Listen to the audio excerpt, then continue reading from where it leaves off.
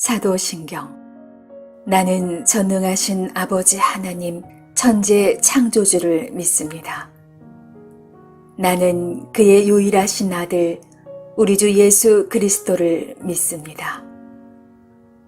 그는 성령으로 잉태되어 동정녀 마리아에게서 나시고 본디오 빌라도에게 고난을 받아 십자가에 못 박혀 죽으시고 장사한 지 사흘 만에 죽은 자 가운데서 다시 살아나셨으며 하늘에 오르시어 전능하신 아버지 하나님 우편에 앉아 계시다가 거기로부터 살아있는 자와 죽은 자를 심판하러 오십니다.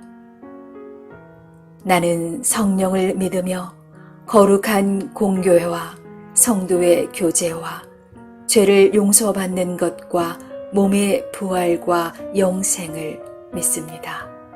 아멘.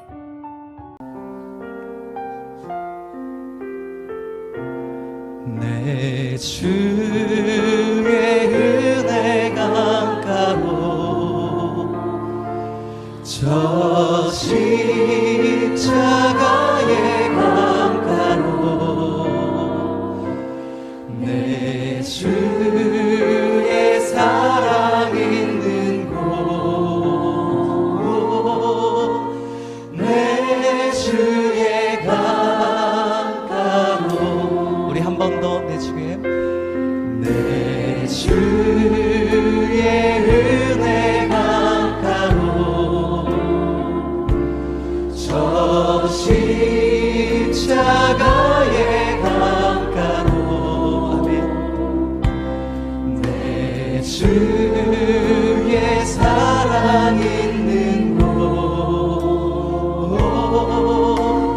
내 주의 강가로 가란 나의 영혼을 가란 나의 영혼을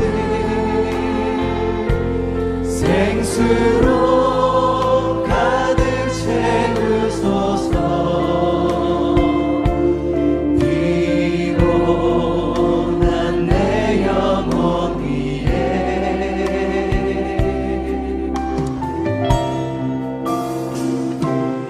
내 주의 은혜 강가로 저 십자가의 강가로 내 주의 사랑 있는 곳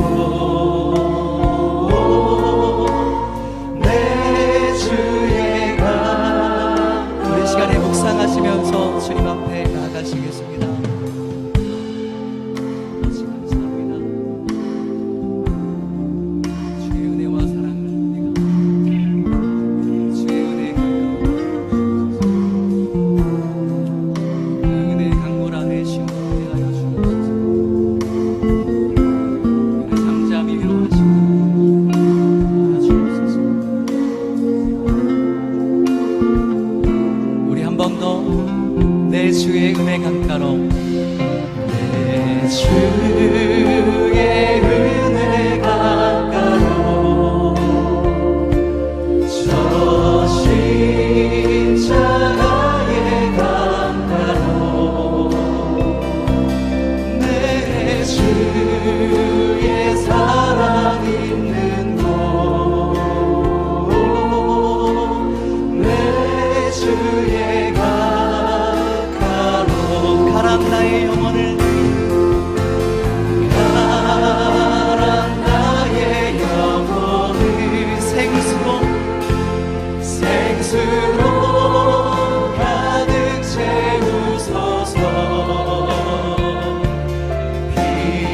피곤한 내 영혼 위에 가란 나의 영혼을 가란 나의 영혼을 생수로 가득 채우소서 피곤한 내 영혼 우리 한 번 더 가란 나의 영혼을 가란 나의 영혼을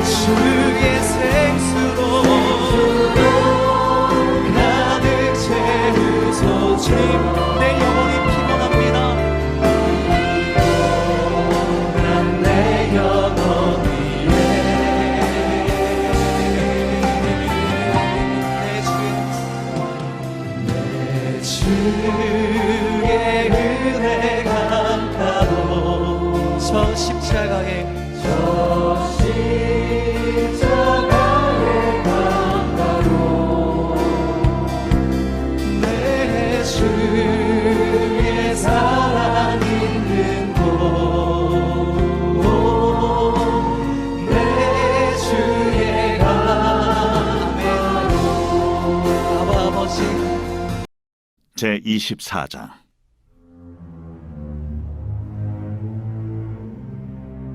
여호와께서 모세에게 말씀하여 이르시되 이스라엘 자손에게 명령하여 불을 켜기 위하여 감람을 찌어낸 순결한 기름을 네개로 가져오게 하여 계속해서 등잔불을 켜둘지며, 아론은 회막안 증거궤 휘장 밖에서 저녁부터 아침까지 여호와 앞에 항상 등잔불을 정리할지니 이는 너희 대대로 지킬 영원한 규례니라.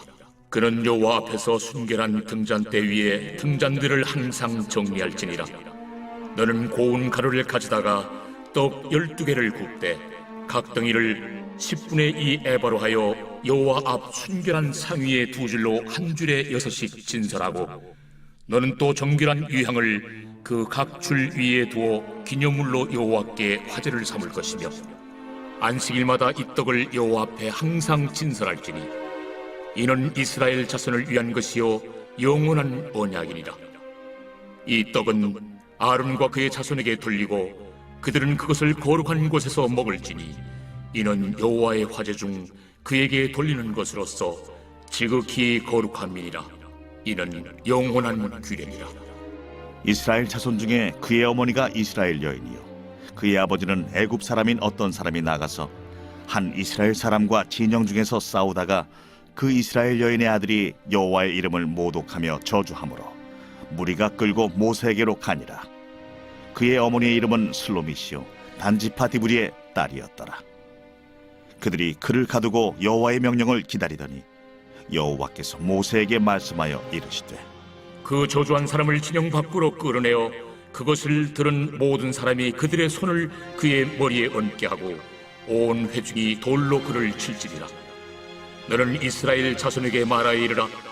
누구든지 그의 하나님을 저주하면 죄를 담당할 것이요 여호와의 이름을 모독하면 그를 반드시 죽일지니 온 회중이 돌로 그를 칠 것이니라.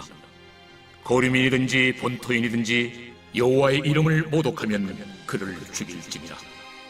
사람을 쳐 죽인 자는 반드시 죽일 것이요 짐승을 쳐 죽인 자는 짐승으로 짐승을 갚을 것이며, 사람이 만일 그의 이웃에게 상해를 입혔으면 그가 행한 대로 그에게 행할 것이니 상처에는 상처로 눈에는 눈으로 이에는 이로 갚을지라.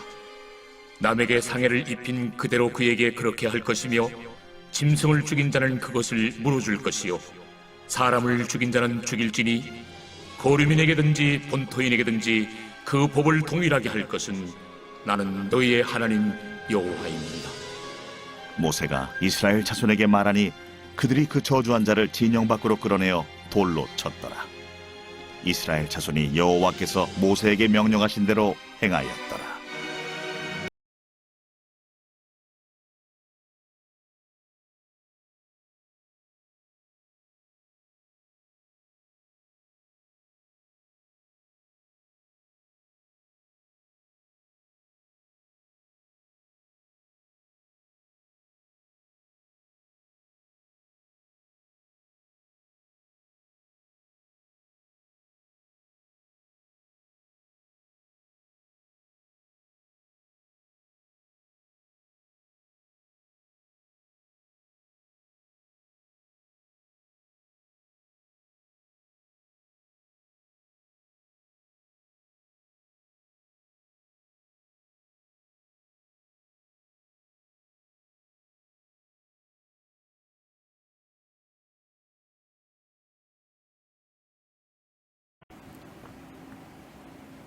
샬롬. 한 주를 마무리하는 토요일 아침, 우리의 삶이 또 우리의 영이 맑아서 또 살아있고 깨어있어서 하나님과 동행하는 가운데 오늘 하루 우리의 삶이 하나님의 기쁨이 되어질 수 있기를 간절히 원합니다. 오늘 말씀은 이 성막에서의 규례와 제사 규정에 대해서 말씀을 주시고 있습니다. 여러분, 그 참된 영성을 가늠할 수 있는 것은 무엇일까요? 예배의 영성이 구현되어야 할 곳은 일상이고 또 세상입니다. 예배 현장은 예배당 안에서 드린 예배만이 아니고 사실은 우리의 일상과 일터도 예배 자리입니다. 그러므로 우리가 하나님 앞에 예배 드렸다고 한다면 그 예배의 영성을 가지고 살아야 할 곳, 예배의 영성을 보여주고 나타내고 사용해야 할 곳은 어디이냐? 바로 우리의 삶의 자리인 것이죠. 이것을 아는 것이 바로 여러분 예배의 영성일 것입니다. 예배의 영성은 교회 안에서만 아니고 밖에서도, 그리고 저와 같은 성직자만이 아니고 성도에게도, 생각으로만이 아니고 말과 행동에서도, 하나님께만 아니라 이웃과 만나는 사람들에게도 모두 적용이 됩니다. 즉 우리 삶이 곧 예배임을 다시 한번 묵상하게 되는 것입니다. 여러분, 예배의 영성이란 그런 것입니다. 예배에 나가는 사람, 그리고 예배의 영성을 구현하고자 하는 사람에게는 정성스러운 마음이 있어야 됩니다. 하나님께 대한.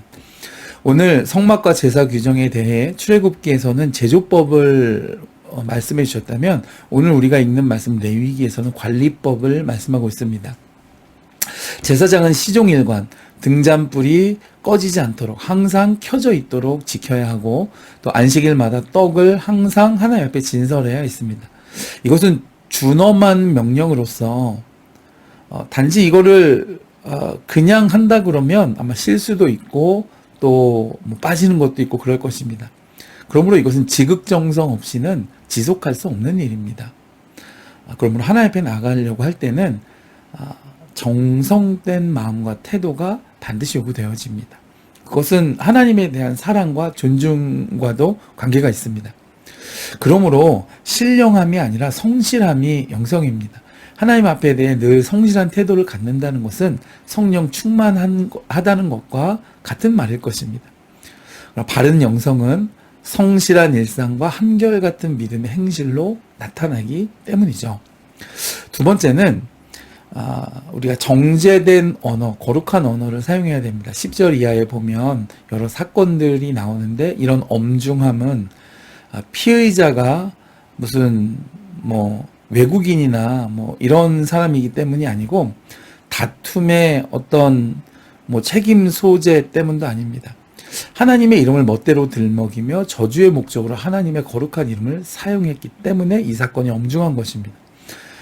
신성 모독은 신적 살인에 해당하기 때문에 그에 대한 징벌은 정당하다라고 오늘 말씀해 주시고 있습니다. 즉 우리의 생각과 마음의 정결함을 지키는 것뿐만 아니라 일상에서의 우리의 언어도 정제되고 절제하여서 거룩함을 지켜야 한다라는 것을 보여주시는 규례입니다. 우리가 마음으로 믿어 입으로 시인하여 구원을 얻는다라고 말하죠. 그리고 야고보서에서는 우리의 말이 죽이는 독이 될 수 있다라고 말합니다.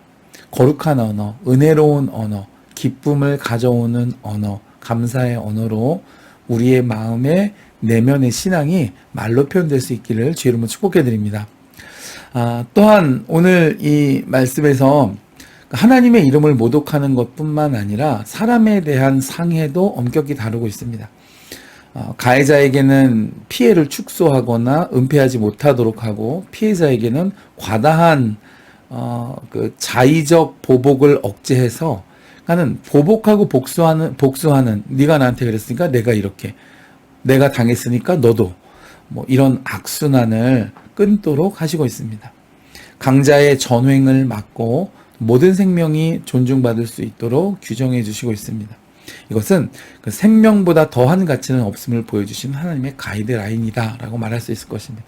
그리고 또한 정당한 판결, 공정하고 공의로운 결과를 가져오도록 하는 하나님의 규례입니다.